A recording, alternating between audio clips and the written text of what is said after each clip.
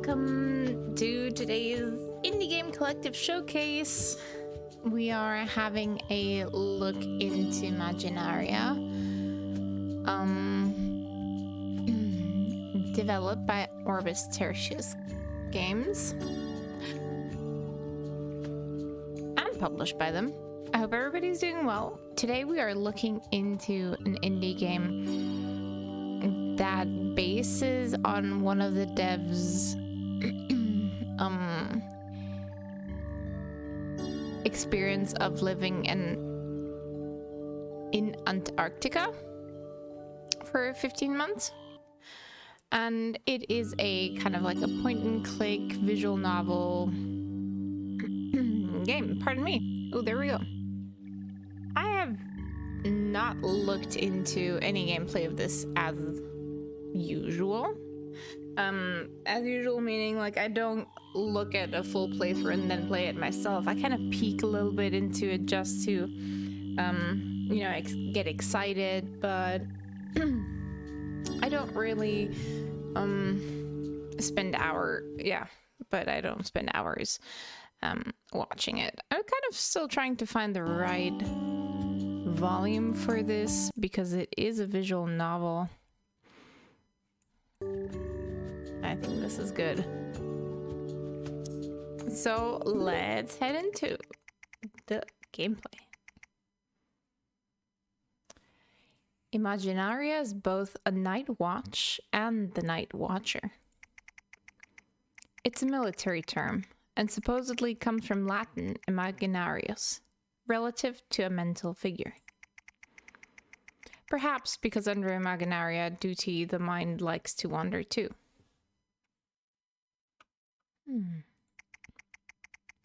Here in Antarctica, we do them since the incident.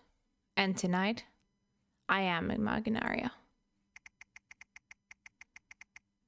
I don't mind doing the watch at this hour.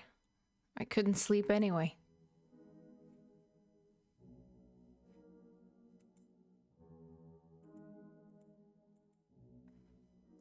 What's happening?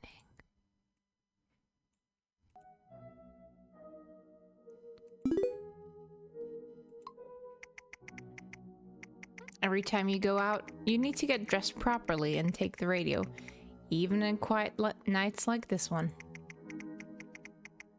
There was a guy who went out to get some cheese and got lost. Oh.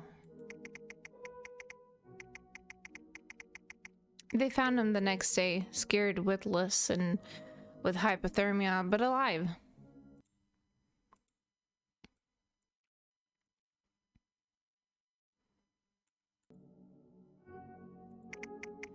I saw him during the summer.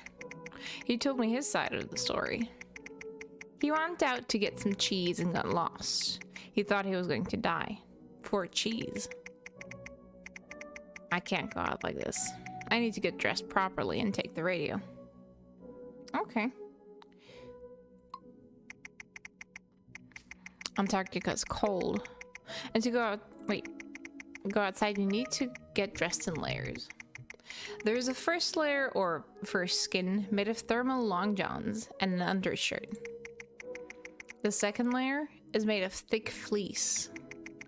And the third layer is water and wind-proof trousers and jacket. We also have an extra big and puffy feather jacket for the glacier, which smells really bad when wet. Me? I like to wear these overalls. They're warm enough that I don't need the first skin underneath in warm nights like this one. They're great for working and walking about, but you can't stay still for long or you get cold.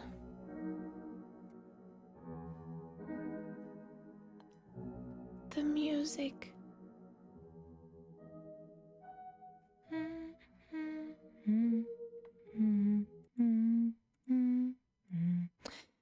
I wish the menu wasn't that loud. This is my laptop. My piece of home. I'm spending the dead of winter learning pixel art and creating a game engine to make interactive fiction. Either one will be useful. Maybe.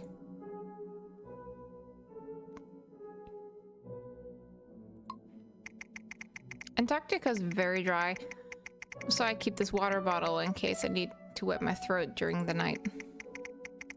I keep it far from the door and far from the heater, so the water is cold, but not frozen.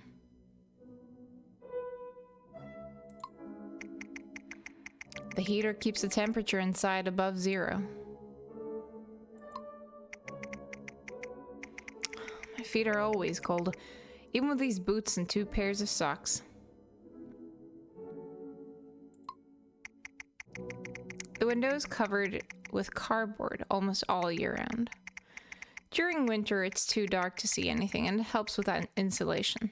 During summer, the sun at night drives me crazy. The thermometer says it's only -15 outside. A beautiful night. Centigrade.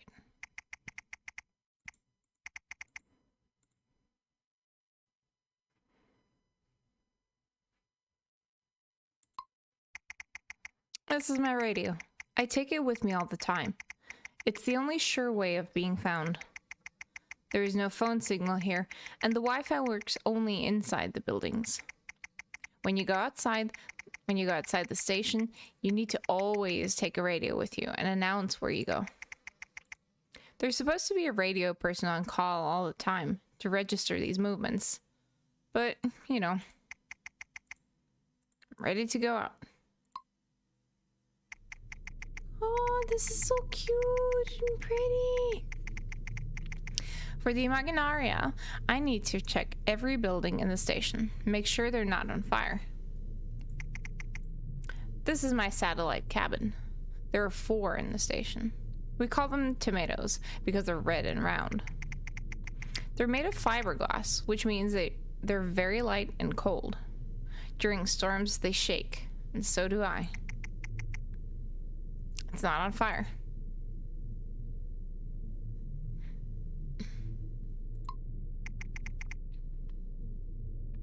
Covered with cardboard, so no one can spy on me.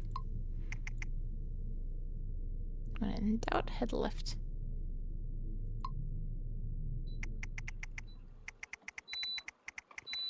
Sorry. That's my dishwasher. I did not expect it to be like this. The cove is frozen. It's been like that for a few months now.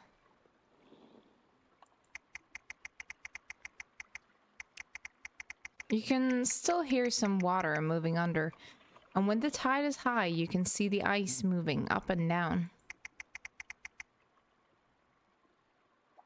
Looks like it's breathing.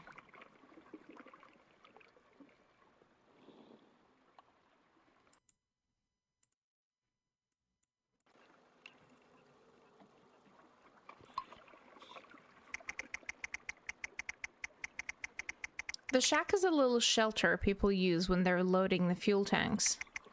Everything in the station runs on Antarctic fuel, a special mix of jet fuel that can withstand the extreme temperatures.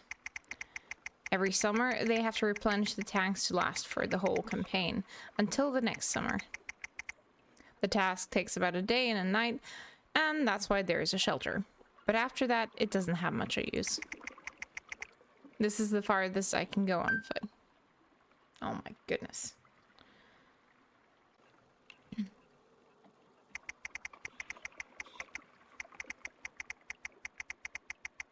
There's a few more buildings out there, but I should take the skidoo if I want to check them out.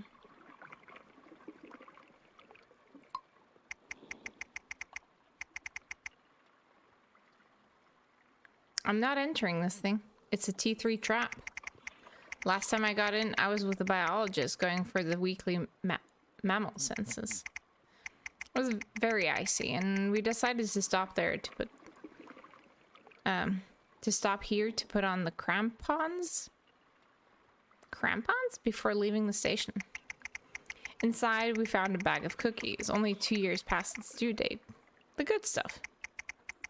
We ate some and promptly forgot what we were doing. The crampons, the census, everything. After debating what to do, we decided to return to the station. It was no use to just stay here freezing our asses. Luckily, after we got out and slept on the ice a few times, everything came back to us again. We decided to put on the crampons right there on the ice and continue with the census. Here in Antarctica, you get these memory lapses sometimes. They call it the T3 or winter over syndrome. It's quite a weird feeling.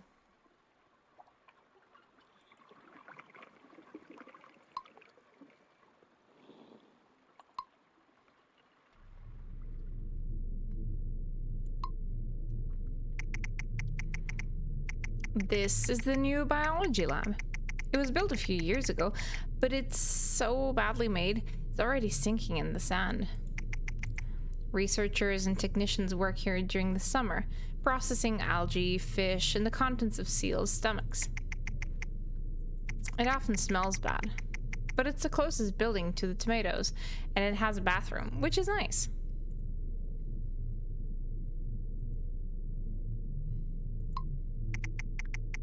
A shovel to dig your way out in case it snows too much. Shouldn't that be in the building? It's probably in and outside of the building.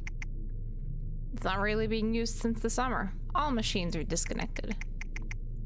Definitely not on fire.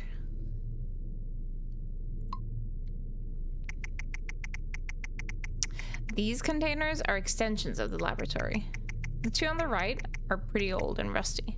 The other two are new. New could mean 1 to 10 years old, though. Anything here is labeled as new until something even newer comes around.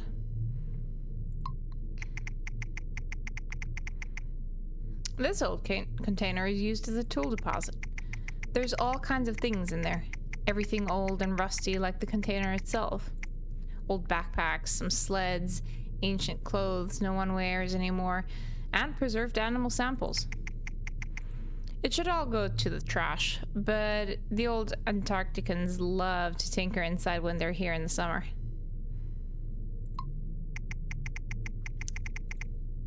Inside this container, there's a huge nitrogen machine that occupies the whole room.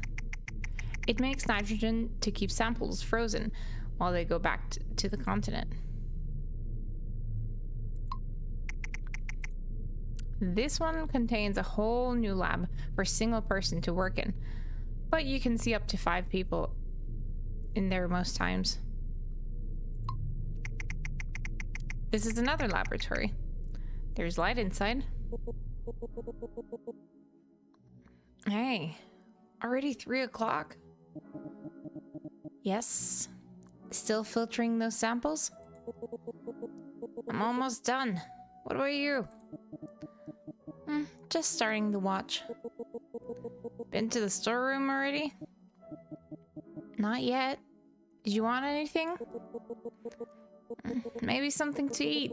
Good stuff. Nothing older than 4 years. I'll see what I can find. Thanks.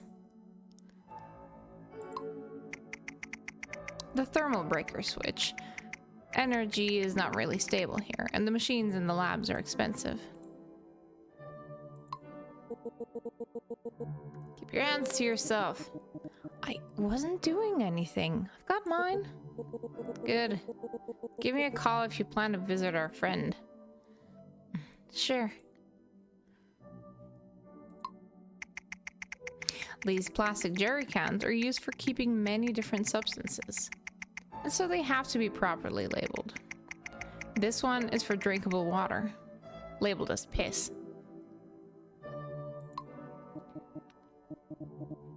What's this? Can I drink it? Acetone. Be my guest. Don't drink acetone. This is a plastic tablet we used to write things down with a thick marker while out in the field. We clean it with alcohol so it can be reused, but it's stained all over. Fieldwork involves writing down lots of numbers, but paper is not the best material around ice and water. Electronic devices are even worse. Nothing works well when it's really cold. So, a plastic tablet it is. 3 water filters, but only one is in use. the water goes from the jugs to the water pump and it's forced through the filter, then is discarded into the drum. The paper filter is then saved in a little dish with some chemicals. So you've actually been paying attention to what I say? Sometimes. After the water goes through the filter, it's discarded into this drum and then dropped back to the sea. At first I thought we kept the filtered water to study or something, but only the paper filters are kept. I wouldn't know what for though. I don't feel too bad. Previous biologist didn't know either and it was his job. A water pump. These jugs contain water from 3 different points and depths around the cove. The samples are taken with Niskin bottle, which is a sealed bottle on a stick that can be opened and closed from afar. I went once to try and help out with this, but got really seasick. He almost fed the seals that day.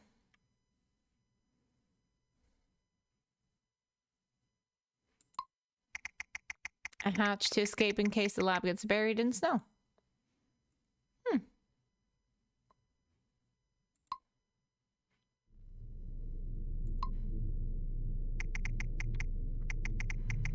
This is the old lab. It also has an office, a few bedrooms, and a small kitchen. The overwinter biologist lives here. He's always pestering me to come live with him, but I prefer the tomato. This is a skidoo. A she-doo? A ski-doo? I don't know. We have a few of them around, but most don't work. A ski-doo? I don't know.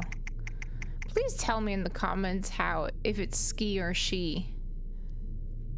If it's ski or sk. I don't know. I could look it up afterwards. They're really old, and you can see them in any Antarctica museum around the world. We mostly use them to work on the glacier, but now that it's winter, we keep this one here to move around the station. It doesn't have any fuel. I should get some more from the powerhouse.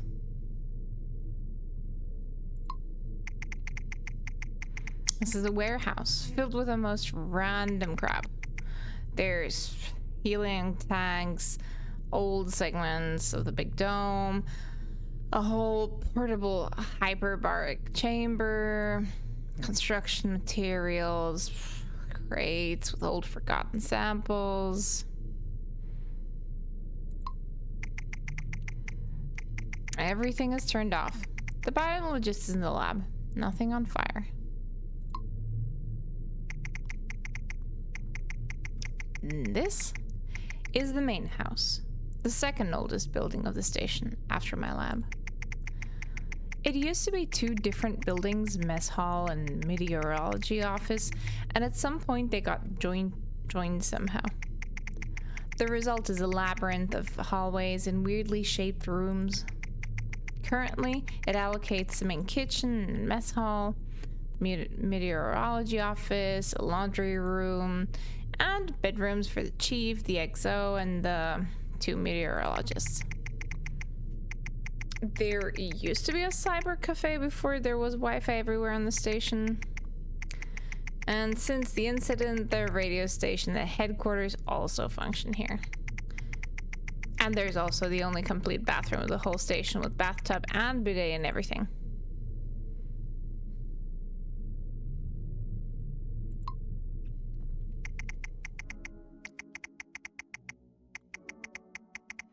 This is the mess hall.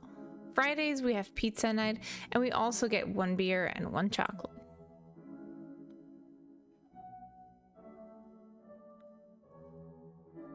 Oh, the music in the back is so lovely. Cute. I like it.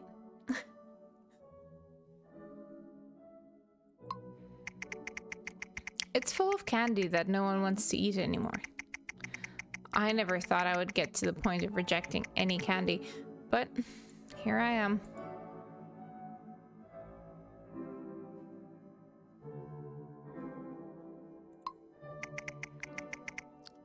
This is the Imaginaria log. I have to sign on it after completing the watch. I still need to check the new house. The storehouse, the geodesy project, the gym, the cold storage room, my office, the repair shop, and the incinerator. I could sign now and go back to bed, but the paranoia won't let go of me yet. Maybe in a few more months I'll be fed up and enough to do a lousy job. A little coffee and tea corner that we can use whenever we want, though it's used mostly by the researchers in the summer.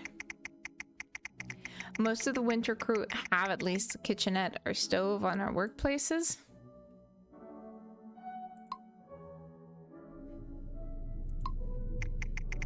The kitchen runs on natural gas that comes from these tanks. And the meteorology office has a direct exit this way. The meteos have to control the weather station every 3 hours. And the weather station is up on that hill. You can see them running up sometimes in flip-flops and a t-shirt. No weather guessing is done here. The data is only measured and relayed. This office doesn't need to be inspected for fire since the meteos are on duty all day and night. And I don't feel like saying hi.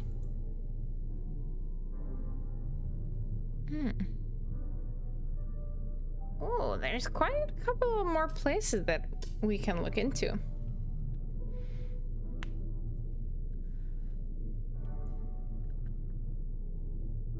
We've just about reached 23 minutes into the game. I can really appreciate like everything being still except the stars. That is really nice.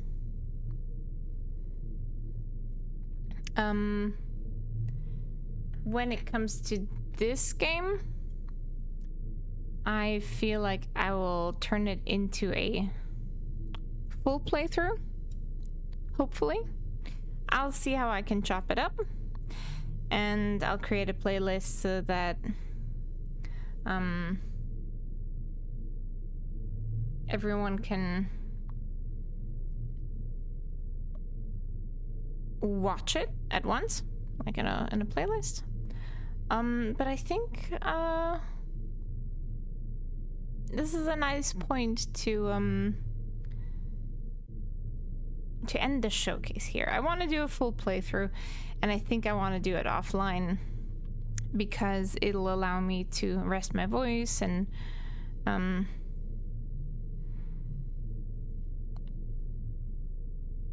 guess like read this in a very peaceful and relaxing manner to everyone watching. That being said, thank you for making it so far into the video. We will see each other at the next video and the next stream. But all the info to the devs and the store link will be in the description box. Make sure to check them out. Thank you to the Indie Game Collective for the opportunity, and thank you to Orbis Tertius Games, two devs based in Germany and UK, for this game so far. I'm really excited to see where this is headed. It's very peaceful, and I think everyone needs a bit of serenity sometimes in their life.